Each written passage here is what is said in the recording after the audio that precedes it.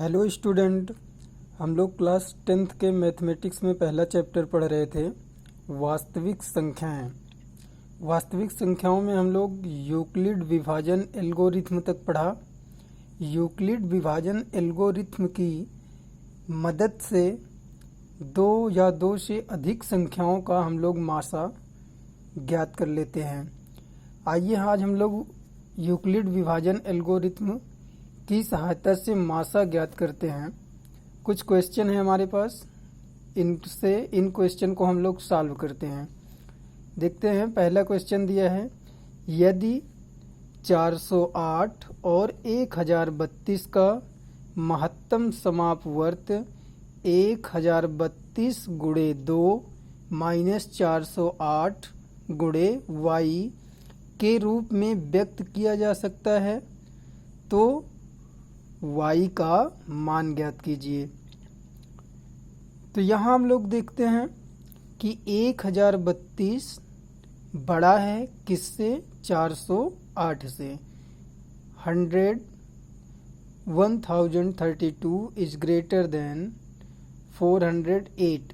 तो हम लोग यूक्लिड विभाजन एल्गोरिथ्म की मदद से मासा ज्ञात करते हैं। 1032 को 408 से हम लोग क्या करेंगे? भाग दे देंगे। भाग देंगे तो भागफल 2 आएगा, 2 बार भाग जाएगा, भागफल 2।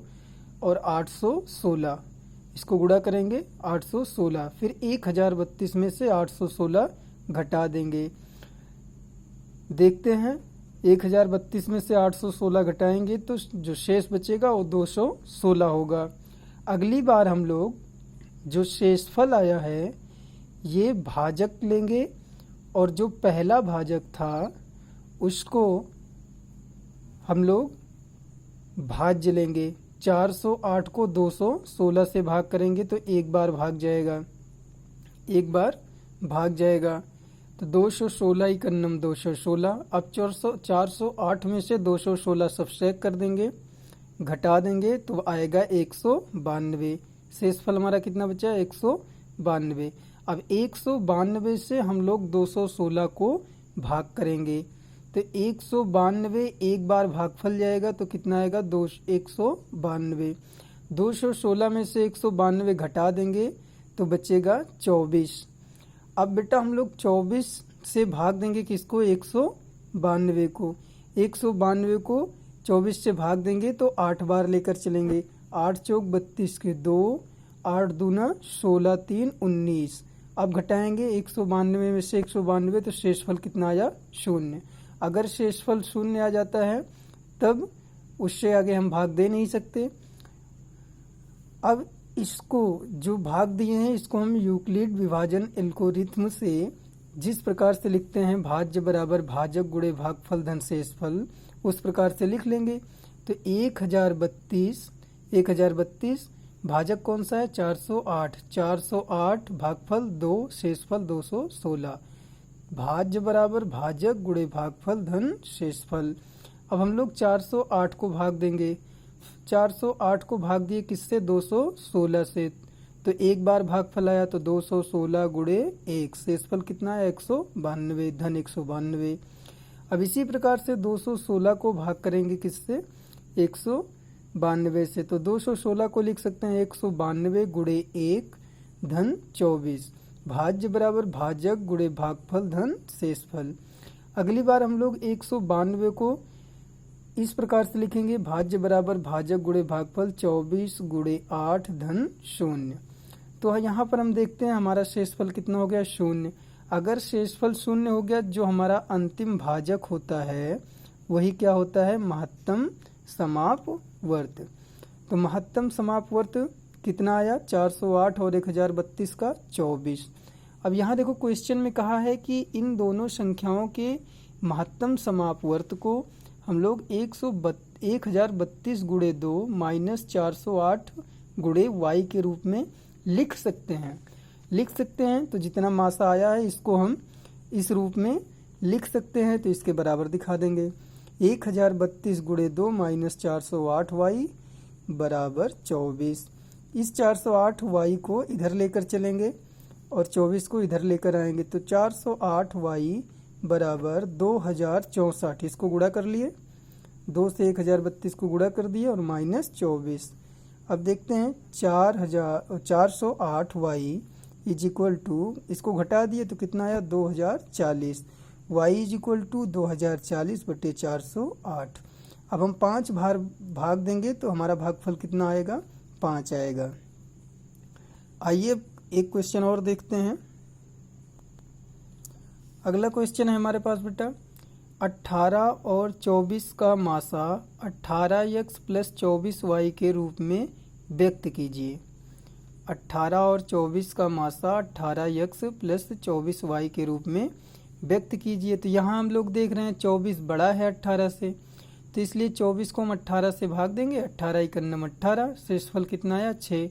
अब ये हमारा शेषफल भाजक का काम करेगा पहले वाले भाजक के लिए। पहले वाले भाजक को भाज्य बनाएंगे और शेषफल को भाजक बनाएंगे। तो 6 त्रिक 18, शेषफल कितना आ गया 0। अब इसको हम यूक्लिड विभाजन एल्गोरिथम की सहायता से इस प्रकार से लिखते हैं, 24 इज इक्वल टू भाज्य बराबर भाजक गुणे भागफल धन शेषफल, 24 इज इक्वल टू 18 गुणे 1 धन 6, 18 गुणे 1 धन 6। अब 18 को हम किस प्रकार से लिखेंगे, 6 गुणे 3, 6 गुणे 3 धन 0, शेषफल हमारा कितना हो गया 0 हो गया। तो हम लोग महत्तम समापवर्त निकाल रहे हैं किसका, 18 और 24 का। तो महत्तम समापवर्त होता क्या है, अंतिम भाजक। अंतिम भाजक हमारा यहाँ क्या है 6 है, तो महत्तम समापवर्त कितना हो जाएगा 6 हो जाएगा। अब इसे हम इस प्रकार से लिख सकते हैं बेटा, 6 को हम किस प्रकार से लिखेंगे, 6 को देखो, ये 6 को हम क्या लिख सकते हैं 24 माइनस 18 गुणे 1, इस 6 को लिख सकते हैं 24 माइनस 18 गुणे 1, 24 माइनस 18 गुणे 1। अब देखिए यहाँ हमको किस रूप में लाना है, 18x के रूप में लाना है, तो इसको पहले लिख लेंगे माइनस 18 गुणे 1 धन 24। अब इसको हम किस प्रकार से लिख सकते हैं, 18 गुणे माइनस 1 प्लस 24 गुणे 1। अब देखिए 18 और 24 के रूप में आ गया, तो x के स्थान पर कितना है -1, y के स्थान पर कितना है 1 है। इसलिए अगर हम लोग मान ज्ञात करना चाहें तो x इज इक्वल टू -1 और y इज इक्वल टू 1। कैसे निकालेंगे, इसको हम लोग इससे कंपेयर कर लेंगे, तुलना कर लेंगे। तुलना कर लेंगे तो x इज इक्वल टू -1 आ जाएगा और y इज इक्वल टू 1 आ जाएगा। आइए एक क्वेश्चन और है, इसके पहले वीडियो में बताया था मैंने कि बड़ी से बड़ी संख्या ज्ञात करने की बात करें तो हमको महत्तम समापवर्त ही निकालना होता है। कह रहा है वह बड़ी से बड़ी संख्या ज्ञात कीजिए जिससे 1989 और 967 को भाग करने पर शेषफल क्रमशः 5 और 7 है। तो हम लोग क्या करते हैं, शेषफल आ गया तो शेषफल घटा देते हैं। हम बड़ी से बड़ी संख्या ज्ञात करना चाहते हैं, यहाँ सॉल्यूशन में देखिए, हम बड़ी से बड़ी संख्या ज्ञात करना चाहते हैं जिससे 1989 और 967 को भाग करने पर 5 और 7 शेष बचता है। इसका अर्थ क्या हुआ, इसका अर्थ हुआ कि शेष जो बच रहा है इन दोनों संख्याओं में से अगर हम घटा दें उतना तो शेष हमारा नहीं बचेगा, शेषफल 0 हो जाएगा। जिसका अर्थ है कि अभीष्ट संख्या में से 1989 में से 5 घटा देंगे 1984 और 967 में से 7 घटा देंगे तो 960 को, उस संख्या से 1984 और 960 को भाग करने पर शेषफल कुछ नहीं बचेगा, शेषफल 0 बचेगा। अतः अब हम 1984 और 960 का मासा ज्ञात करेंगे। मासा ज्ञात कैसे करेंगे, यूक्लिड विभाजन एल्गोरिथम की सहायता से। आइए देखते हैं, यहाँ हमारा 1984, जो हमारा 1984 है ये ग्रेटर देन है, बड़ा है किससे, 960 से। तो हम क्या करेंगे, 1984 को 960 से भाग देंगे, भागफल 2 आएगा हमारा, 2 बार भाग लेकर चलेंगे तो 2 से गुणा करेंगे, 2 शून्यम 0, 2 छंग 12 के 2, 2 9 18 1 19। अब घटा देंगे तो बचेगा 64। अब 960 को हम लोग 64 से भाग करेंगे 64 से भाग करेंगे तो कितना बार भाग चलेगा? 15 बार। हमने बताया था कि जितना अधिक से अधिक बार भाग लेकर चल सके हम, उतना अधिक से अधिक बार भाग लेकर चलते हैं। अब देखते हैं 960 माइनस 960 कितना आएगा? 0। शेषफल कितना आ गया हमारा? 0। तो बेटा हम इसको यूक्लिड विभाजन एल्गोरिथम से इस प्रकार से लिख सकते हैं 1984 भाज्य बराबर भाजक गुणे भागफल धन शेषफल। 1984 इज इक्वल टू 960 गुणे 2 धन 64। अब हम 960 को किस प्रकार से लिख सकते हैं? 64 गुणे 15, 64 गुणे 15 धन 0। यहाँ हम लोग देखते हैं शेषफल हमारा कितना है? 0 है। तो जो हमारा अंतिम भाजक होगा, जो अंतिम भाजक होगा, हम लोग देखते हैं क्या हमारा अंतिम भाजक क्या है? 64। जो अंतिम भाजक होता है वही हमारा क्या होता है? महत्तम समापवर्त। तो महत्तम समापवर्त 1984 और 960 का कितना होगा? सॉरी, गलत लिख गया है, 64 होगा। अतः अभीष्ट संख्या इज इक्वल टू 64। 64 से हम लोग 1984 और 960 को भाग देंगे तो भागफल हमारा, तो भाग पूरा पूरा चला जाएगा, मतलब दोनों संख्याएं पूर्णतया विभाजित हो जाएंगी। इसका मतलब वह बड़ी से बड़ी संख्या हमारी कौन सी है? 64 है। आइए आप लोगों के लिए क्वेश्चन है, 2 क्वेश्चन है, आप लोग इसे सॉल्व करिएगा। 30 और 36 का महत्तम समापवर्त 30x प्लस 36y के रूप में व्यक्त कीजिए। जैसे अभी एक क्वेश्चन हम बताए थे कि 18 और 24 का महत्तम समापवर्त 18x प्लस 24y के रूप में व्यक्त कीजिए। सेम वही क्वेश्चन है, वैसे ही सेम सॉल्व करना है।